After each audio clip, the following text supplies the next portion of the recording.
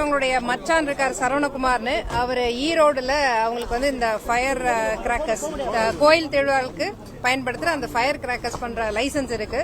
இப்ப அங்க ரெனியூ பண்ணியிருக்காரு. அதுக்கு நடுவில் ஆர்டர்ஸ் அதிகமா வந்திருக்குன்னு அவர் இங்க வீட்டுல வச்சு அதை பண்ணியிருக்காரு. அந்த ஒரு ஆள் போட்டு கோயில் திருவிழாக்கு யூஸ் பண்ற அந்த பட்டாசு அந்த வெடி வந்து இங்க அவர் பண்ணிட்டு இருந்திருக்காரு. அதனால நடந்த விபத்து தான் இது. இதுல இது வரைக்கும் ஒரு லேடி இறந்திருக்காங்க. ஒரு சின்ன 9 months ஓல்டு பேபி இறந்திருக்கு. அந்த லேடி அநேகமா அவங்க ஓனரோட ஒய்ஃபா தான் இருக்கணும். இன்னும் ஐடென்டிபிகேஷன் ஆகல. இன்னும் ஒரு 4-5 பேர் ஹாஸ்பிட்டல்ல சிகிச்சையில இருக்காங்க.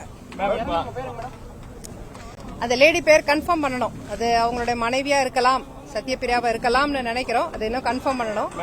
அதிக அளவுல வடமாநில தொழிலாளர்கள் பாதிக்கப்பட்டு மருத்துவம் அனுமதிக்கப்பட்டிருக்காங்க. அப்படி இல்லை, எல்லாருமே தான் இருக்காங்க.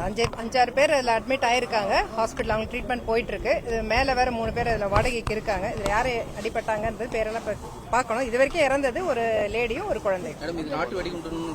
ஆமா, அதுக்கான இதுகள்லாம் இருக்கு. அங்க சயின்டிபிக் அசிஸ்டன்சின்னு பாத்துட்டு இருக்காங்க. அதை வந்து இங்க வந்து அவங்களே சொல்லியிருக்காங்க. அதை தயார் பண்றதுக்காக ஆர்டர்ஸ் அதிகமாக வந்ததுனால அவர் இங்க வந்து அவங்க தங்கச்சி வீட்டுல வச்சு தயார் பண்ணியிருக்காரு. அவருக்கு அங்க இருக்கு, ஈரோடுல அவருக்கு லைசன்ஸ் இருக்கு. ஆனா இங்க பண்றதுக்கு லைசன்ஸ் இல்ல. அவர் இங்க பண்ணிருக்க கூடாது. அங்க ரெனியூவல் கொடுத்திருக்காரு. பை த டைம் ஆர்டர்ஸ் அதிகமா இருந்தாலும் இங்க பண்ணிருக்காரு. கட்டாயம் எடுப்போம்.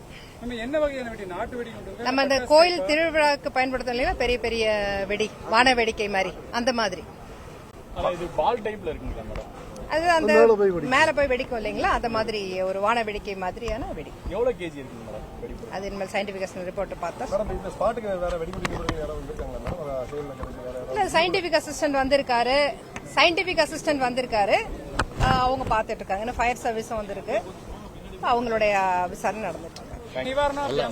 இல்ல, இப்போ தாசில்தார் வச்சு இப்போ எடுக்க சொல்லியிருக்கோம், கணக்கெடுப்பு எடுக்க சொல்லியிருக்கோம். காவல்துறையில ரிப்போர்ட் வாங்கிட்டு அப்புறம் தொடர்ந்து இருக்கு. பாதிக்கப்பட்டவங்களுக்கு சிகிச்சைகளுக்கு என்ன மாதிரி சார்? சிகிச்சைக்கு இப்போ டீன் எல்லாம் மெடிக்கல் காலேஜ் 4 பேர் அட்மிட் ஆயிருக்காங்க. டீன் கிட்ட பேசியிருக்கேன். ஒரு ஸ்பெஷல் டீம் போட்டு அங்கே டாக்டர்ஸ் ஒரு 7 பேர் இப்போ இருக்காங்க. அங்கே வார்ட்லேயே இருக்காங்க, சிகிச்சை கொடுத்துட்டு இருக்காங்க. சார், வடமாநில தொழிலாளர்கள் வந்து காயமாயிருக்காங்கிற மாதிரி தகவல் வருது. இல்லை, இப்போ நான் செக் பண்ணேன். எல்லாம் அங்கே இருக்காங்க, மெடிக்கல் காலேஜில் இருக்காங்க, ட்ரீட்மெண்ட் கொடுத்துட்டு இருக்காங்க. சார், இப்போ இந்த மாதிரி உரிமம் இல்லாத இடங்கள் இந்த மாதிரி பட்டாசுகள் தயாரிக்கிறமான ஆய்வுகள் ஏதாவது நடத்தப்படுமா? இல்லை, முறைப்படுத்த போகிறோம். அதுக்கு நடவடிக்கை எடுத்துட்டு இருக்கோம். இப்போ நம்ம ஃபேக்ட்ரிஸ் ஜாயிண்ட் டைரக்டர் இங்கே இருக்காரு, அவரும் வந்திருக்காரு. என்ன மெட்டீரியல் எல்லாம் பார்க்குறாங்க. அங்கே ஈரோட்டில் என்ன லைசன்ஸ் அதெல்லாம் கூட செக் பண்ண சொல்லியிருக்கோம். சார், ஏற்கனவே பக்கத்து வீட்டில் இருக்கவங்களாம் தகவல் கொடுத்துருக்காங்க. இந்த மாதிரி வந்து மருந்துகள்லாம் தயார் பண்ணிட்டு இருக்காங்க, கொஞ்சம் பாருங்க அப்படின்னு. ஆனால் காவல்துறை எடுக்கலன்ற மாதிரி சொல்றாங்க சார். இப்போ பார்க்குறோம். அந்த மாதிரி முன்னாடியே ஏதாவது சொல்லியிருக்காங்களான்றது நான் கேட்டேன். இல்ல, இது 2 மாசம் தகவல் வந்து அதையும் அந்த தகவலை சேர்த்து விசாரிச்சு 2 வருஷங்கிறது தவறான நியூஸ். வந்து குழந்தைங்க ஒரு 3-5 பேர் இருக்காங்க. அவங்களுக்கு வந்து இப்போ ரொம்பவே வடமாநில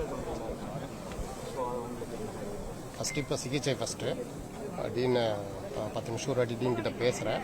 சிகிச்சை அடிச்சுட்டு இருக்காங்க.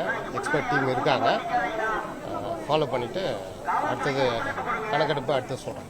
சரி, 9 மாசம். அது வந்து ஆலியா ஷெரின் அப்படின்னு ஒரு 9 மாத குழந்தை.